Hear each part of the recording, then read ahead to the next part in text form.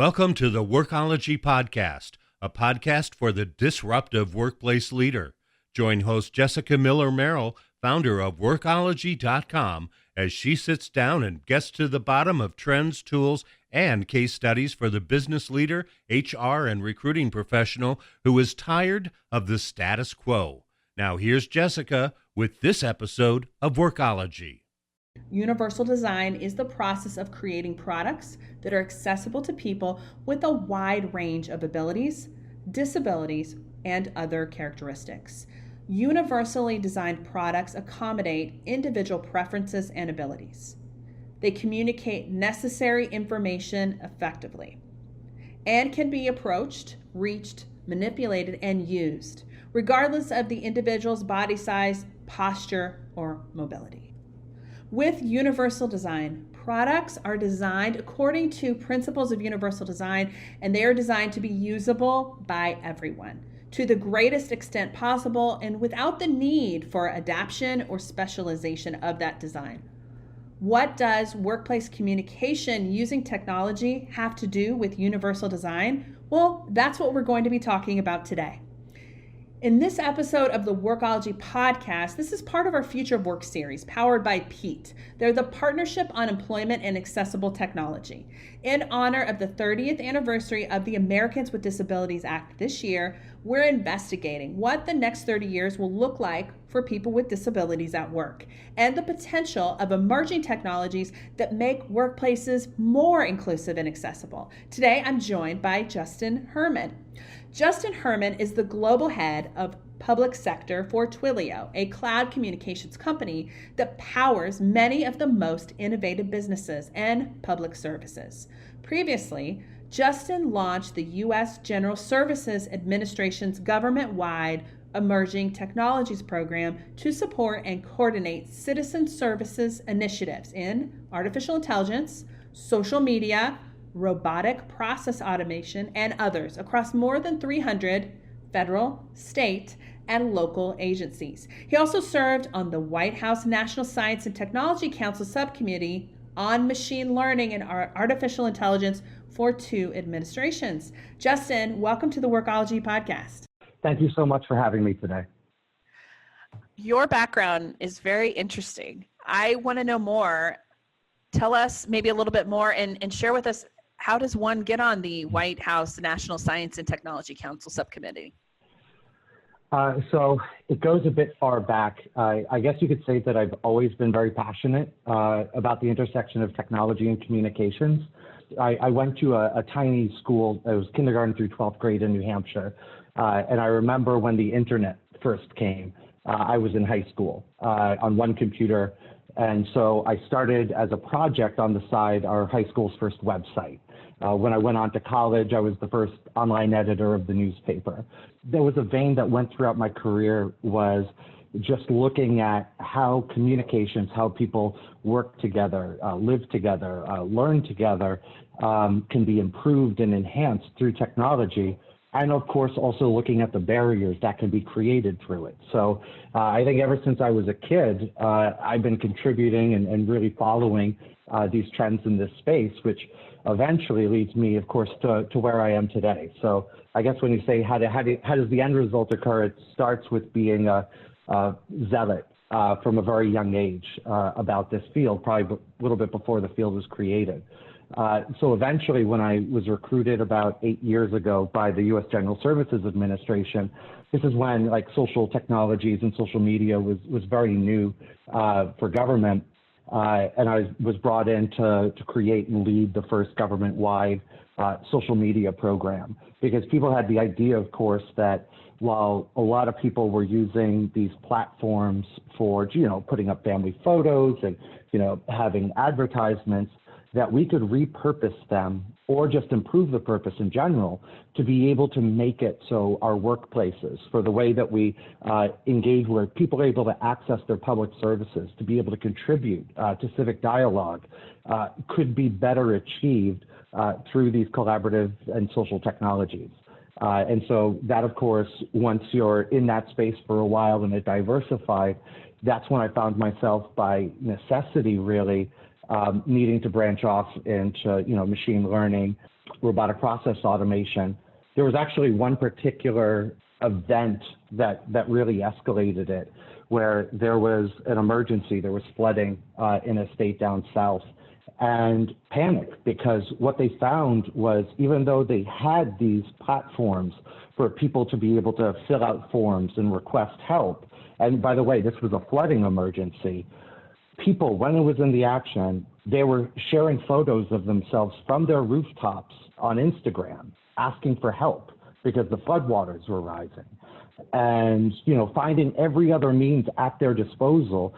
And it really clicked for me then that we couldn't let this happen again. Not when we have the access to these kind of communications technologies, where we shouldn't have to have people, when it matters most, to force feed into just limited channels that they are able to have access to, that they should be able to use their mobile devices, use whatever device that they have, and ask for help, request services, get trusted information, and no matter where it comes from, whether it's through email, whether through SMS, whether through voice, whether going through social media, that it is all made actionable and digestible in the same way for operations. In this essence, that there is no wrong door when you're requesting engagement with government or companies, that every channel is the right channel.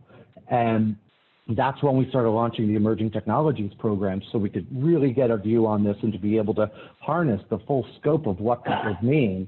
And that eventually, of course, brought me to where I am today at Twilio. I've been a fan of Twilio for a while, and I've known that they have an awesome back end in terms of customer service and communication for companies like Airbnb. For those that might not be aware, talk to me about what Twilio does.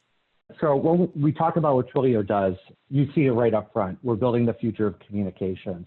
But everything that we've just discussed, this can't be just the future of communications. People need and deserve these capabilities in their daily lives today and now.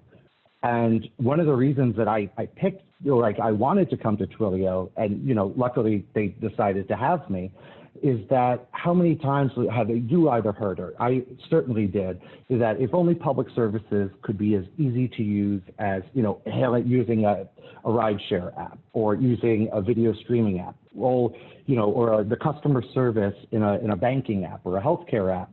And I would always say that government is, 5-10 years behind on delivering these kind of experiences. And so I found out, what's the common denominator on all of this? What is this capability that is used and relied upon by the most innovative companies in the world that we use every day? And that's it. And it was Twilio. And Twilio was the secret sauce. It is the secret sauce. But we got a responsibility. It can't just be the secret sauce. We need to make sure that people know, because we need to make sure that these online communications, the API based, that make it so much easier to build with, so much quicker to be able to to deploy, that these capabilities that are used by the most innovative companies are available and accessible to the most critical public services. Because also people who rely on these public services, they're the ones who might not always have the greatest access to internet. They need to be able to choose how they communicate that works best for them. And to bring that into public services as an equalizer is something that is incredibly powerful. And it's not just powerful, it's necessary today, not in the future. So that's what we do. And when you look down we have everything can work from, obviously voice, SMS. I'm very excited about our IoT division, because the Internet of Things, because when we look at smart cities and how people are designing the fabric of our communities themselves, omni-channel communications are the backbone of that. And so it's limitless, really, how this can be applied when you can easily develop and build in any communications channel. But obviously, what we focus on, because we're meeting the needs of public services, at least I am, is that, workforce modernization, making sure that our offices and people are able to contribute, are empowered to work smoothly, citizen constituent engagement, not just giving people better access to public services, but giving them a voice in it, making that sure that their input, their data is actionable and digestible to not just deliver better services, but to design better services themselves. And of course, it's like right now, a lot of what we're focusing now in helping people is contact center modernization. And I don't know about you, I never want to wait in line at the DMV again. I never want to wait on hold hours waiting for a phone bank to get to me. Because especially when people need these services, it's never something that they're choosing to do. It's usually because there is a great need that probably affects standard of living. That's why it is of the utmost importance that government is not 5 or 10 years behind, but can take a leading role in ensuring the development of omni-channel services. So you've mentioned Omni-Channel a few times. For those that might not be aware, what is Omni-Channel? All right, so Omni-Channel is not just having like access to a couple of different means of communication. Like let's say, we can build into our system, you can make a phone call, you could call into the bank, or you can use a chat bot. Or, that's multi-channel communications. And oftentimes that's what public services do is they will have to have, let's say, an in-person phone bank in order to do, a call center. And then maybe if they get some innovation budget or thinking about it, they'll be like, okay, let's test out what it is to, have a chat bot. And that could be, built into their website. That could be an IVR onto the voice. The idea of omni-channel is not just that people have access to all the different means of communication, they can choose it. And that's the most important thing, is not making it so people have to force their way of communicating or what works best to them into whatever fractured and very limited experience is made available to them. But that you are truly opening it up where if somebody needs to, receive things by SMS, or they want to call them, or they want to access, a web chat bot, that no matter where they go, and it ties back, Jessica, to that entire model of public services, the no wrong door approach, where no matter how you're choosing to communicate, I know our APIs also include faxes. So, when faxes come around in the, everything that's old is new again. So maybe in the future that'll become innovative. But it's, joking aside, it's the idea that through an API, through one platform, any means of communication through the internet can be centrally managed. And that's something that doesn't just make it easier for the services of the workplace, it's something that makes things seamless for the user themselves. And again, it's not just creating better access, it's better contribution and empowerment, and has an effect that reverberates, not just through effectiveness and efficiencies and cost savings, but to culture itself in the organization. And that can't be overlooked. I'm loving what you're saying, because you talked about before about government and agencies, about their communications infrastructure being not up to par or to date with the consumer technologies and tools. And I think that most HR leaders are shaking their heads right now in agreement with me, saying our communications tools and technology in our workplaces is like the government in that way. So I want us to think about how can we help create omni-channel communication, leveraging this technology that is accessible to everyone. Yeah, I think one of the interesting things that always come up, and obviously we, here at Twilio, we have helped hundreds, especially since COVID, hundreds of public service programs to be able to quickly, rapidly deploy this. One example that actually people can look up is the absolutely amazing team at the city of Pittsburgh. And they had a dual problem when COVID struck, is that one, they had historic volume of people requesting services from the city and requesting updates on COVID in a way that just obviously the volume was crushing. And two, they had the dual problem of needing to quickly have a remote workforce, because the people that needed to respond to this stuff used to be call center. And so that was a double challenge. And so we asked people, it's like, how long do you think it took for a citywide government to create and deploy an entirely new contact center that not only handled and scaled out to the volume, but B, made their entire workforce in it virtual? And it usually shocks people because the answer is 5 days. In 5 days that got built, which is unheard of for government deployment.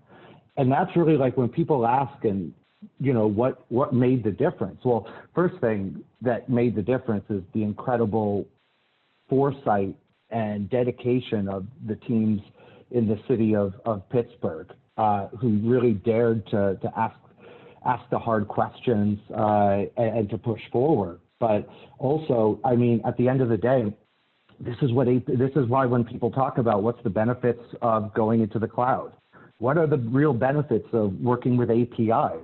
It is the speed and accuracy to which this can be developed and deployed in systems that are notoriously difficult to get anything done in. Forget about when there's urgency involved. It's really, and our CEO, Jeff Lawson, says this. He's like, we were made for this moment. But it's not just the services that we provide. It's across the board that when we talk about Omni-Channel, when we talk about cloud and APIs and these kind of capabilities, these aren't just the secret sauce for some organizations. This is something that anybody can look at and anyone can deploy. Because let's be honest, whether you're an HR manager or you're running an office or you're a government agency or anywhere else that there's regulations involved, and there's, not everyone has the flexibility of a startup to be able to just whip something out, and iteratively develop. You're still able to have those results in a speed that's unheard of. And then your teams can just focus on the regular problems that are associated and challenges like data management and everything else.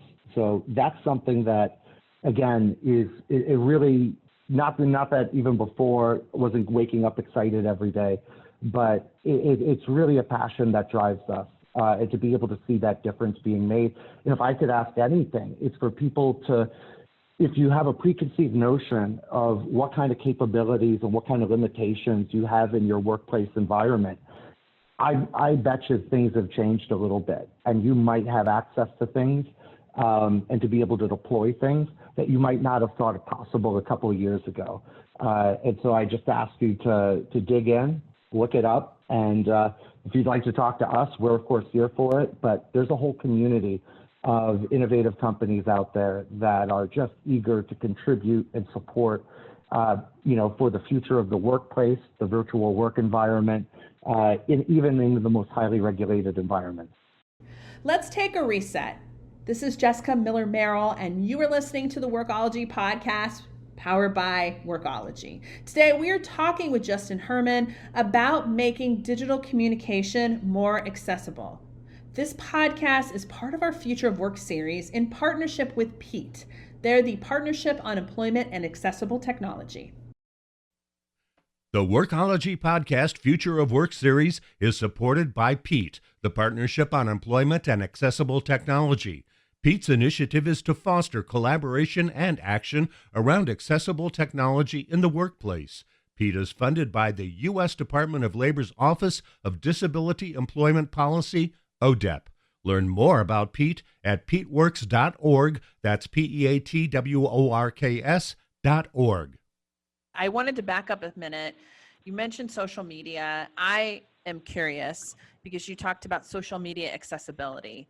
Can you maybe give us an example of maybe a social media tool or technology that has accessible features that maybe people don't take advantage of? It's not so much to say, because I always like to think that technology isn't the solution to everything, but it certainly is an enabler that when it's good and it works seamlessly and quickly, you can focus on some of the real challenges that require much deeper look. The technology should be the easier part of the solution in place. And something that I knew from the time in social media was something that anybody can do. And you don't have to be a specialist. It's as simple as alternative text. And because when people are putting out content, a lot of these platforms, they weren't built in their inception accessibly. And one of the ways, and so it's on us, it's on the user in order to take us on a responsibility for us to create the content and to do things and go the extra yard to make sure that all people have access to it.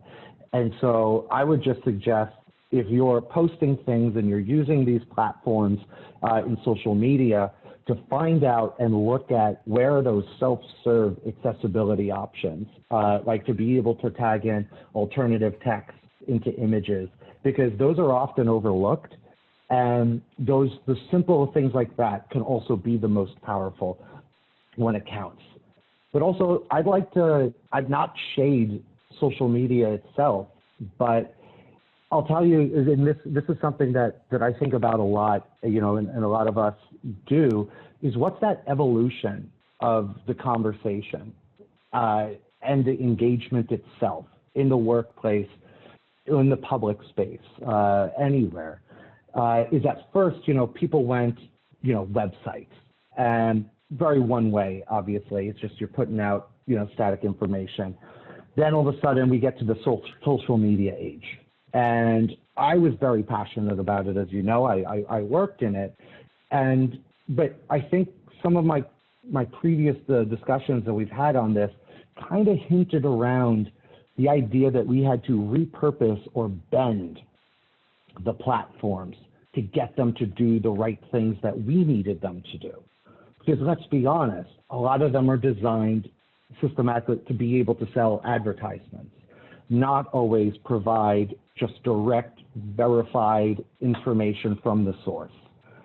And we tried very hard over the years to be able to do that, to find different ways for verification, to do whatever we can to bend those platforms to support having a more authentic conversation between, whether it's businesses, workplace, government agencies. And that's still a challenge to this day.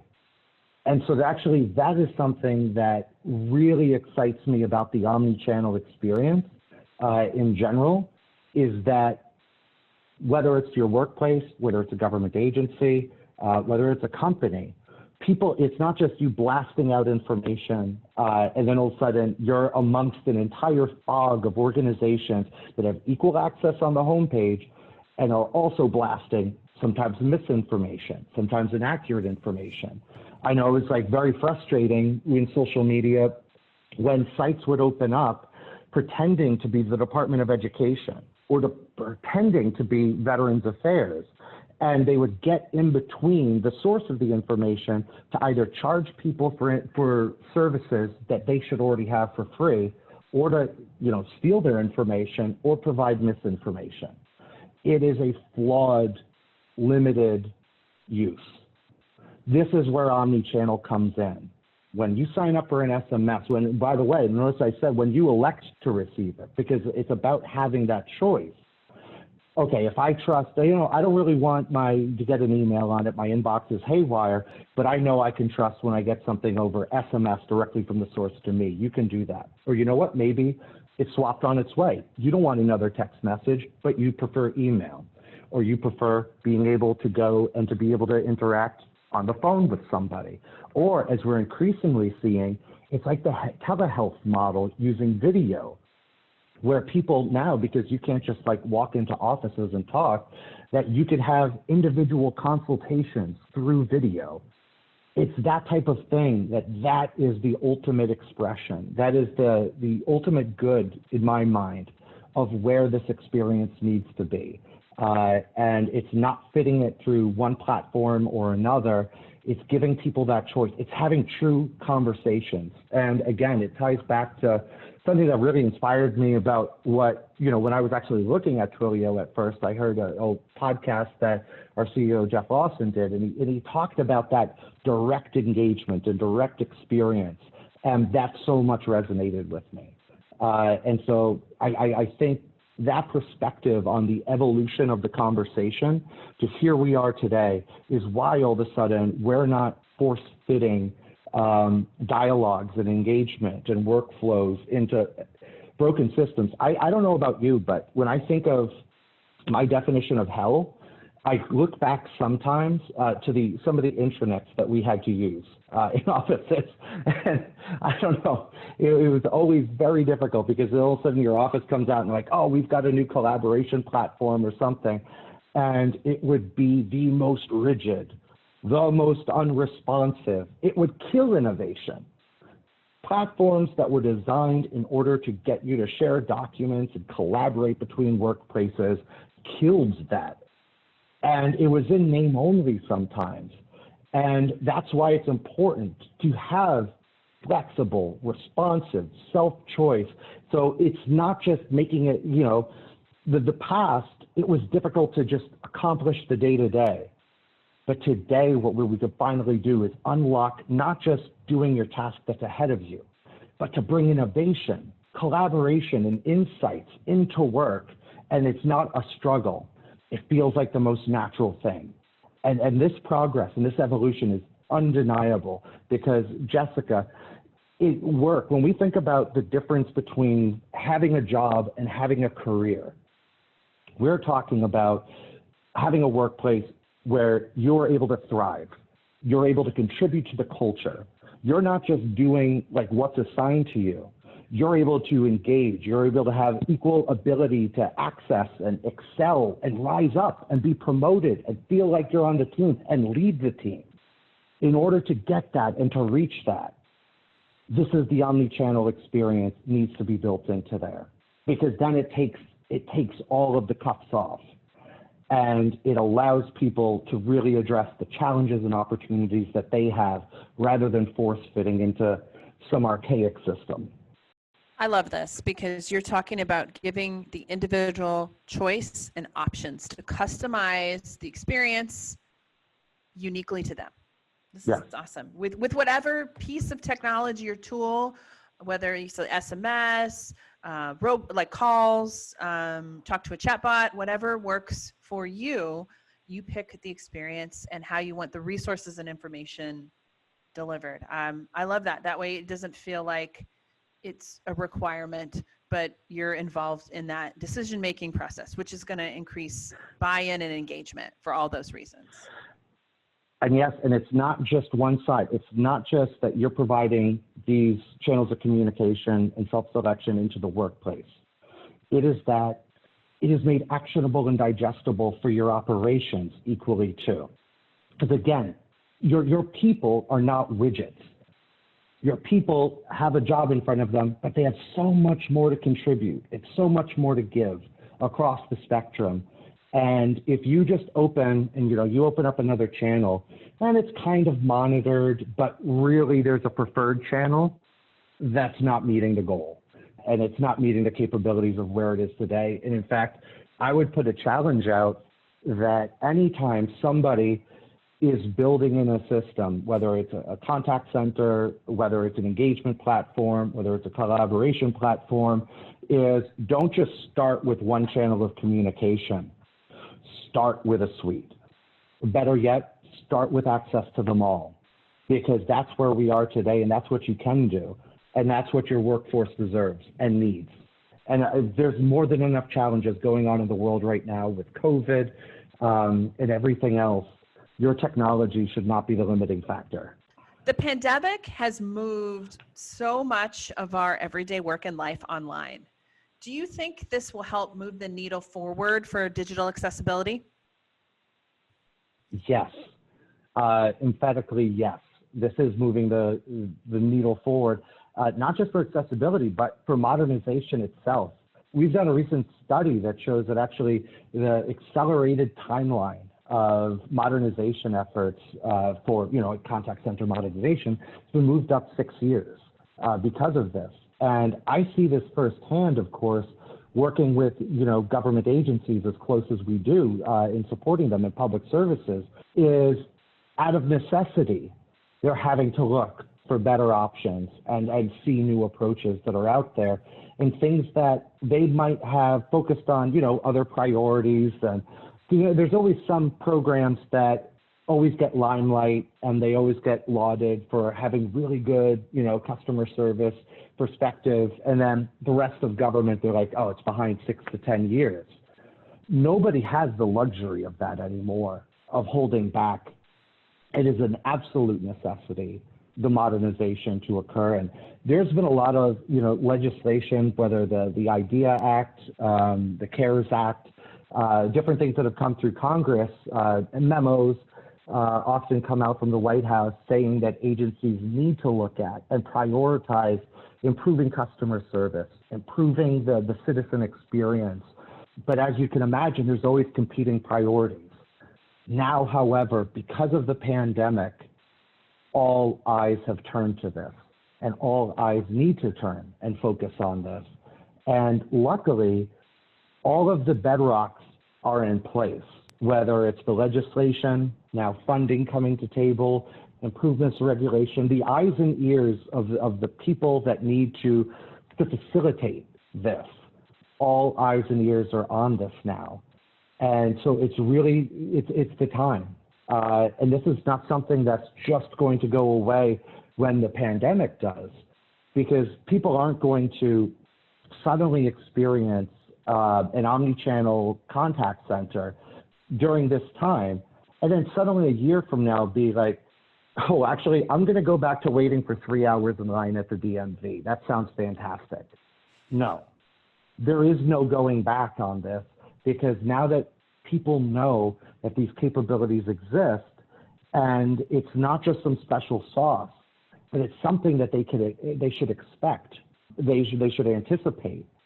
The needle has moved, and the question then becomes, again, is now that people know that these capabilities are there, the real questions of how is it managed? What is really that difference in interoperability that the API provides? Those are the really exciting questions. And I say exciting not because it's exciting to have the hard conversations and help at this time, but exciting because this is a challenge that people want to contribute to, and people want to reach head on and hit head on. And the ability to be able to support, to be able to help where is needed and provide those services is something that I think a lot of people are very passionate about, and very eager to be able to roll up their sleeves and chip in. As we look to the next 30 years of work, what emerging workplace trends or technologies do you think are going to have the biggest impact on people with disabilities? Jessica, I think that when we're looking at the next 30 years of work, and we're seeing this trend in the same way that we discussed the trend in communications going from websites to all of a sudden, then we have social media and different platforms. And now, just now, people are able to implement omni-channel experiences that remove the burden and all of the walls and barriers and silos that are built up with the way we communicate are now being taken down. This is what we're going to continue to see, is a more seamless experience. And it's not just going to be, let's say, voice or site-bound, but when we're talking about the advancements of the Internet of Things, virtual and augmented reality, voice AI, is that it's something that we're not even going to have to think about. You're not going to know. You're not going to get on a contact center, even if they even look the same, which in 30 years, I can almost guarantee they won't. But it becomes something that's just part of what you do, and you don't have to think about it. Organizations, workplaces, public services have enough challenges that they go through every day and must overcome. The technology eventually should be something you almost don't even have to think about, that you're just free to do as you need to do, to participate as you need to participate, to communicate and contribute as you need to participate and contribute, and you can do it without thinking about it.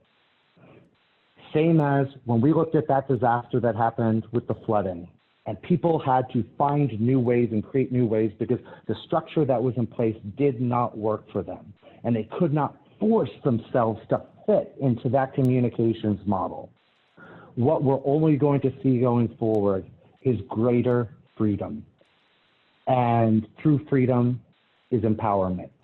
And so it's exciting to think about what's coming next, because people are just becoming more interconnected, but in good ways.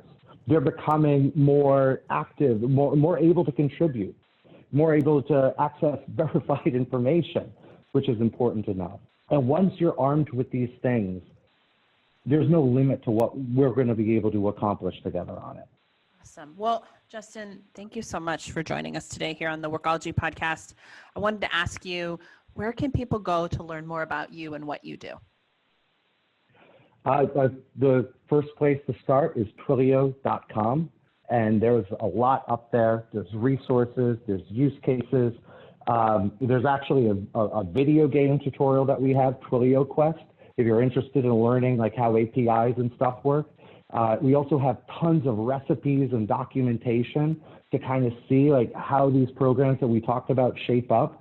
And of course, if you want to get in touch with me directly, just go to publicsector@twilio.com, an email address, and I will be able to get it there. And I will love having virtual coffees. One of the funniest people that I have had on my podcast in a long time in our prep calls. So I really enjoyed talking with you. It's been such a pleasure, and thank you so much for everything that you do. Justin's enthusiasm and passion really comes through in this interview. I loved when he reminded us that people are not widgets. They are able to do so much more. By providing them with access to resources, information, systems, and creating a culture that embraces these things, we can do, achieve, and be more. The opportunities for us are limitless, and for our employees, team members, just humankind in general. Thank you, Justin, for such a great interview. The Future of Work series in partnership with Pete is one of my favorites. Thank you to Pete, as well as our podcast sponsor, Workology. Sponsor, Workology. Sponsor, Workology. Sponsor, Workology. Sponsor,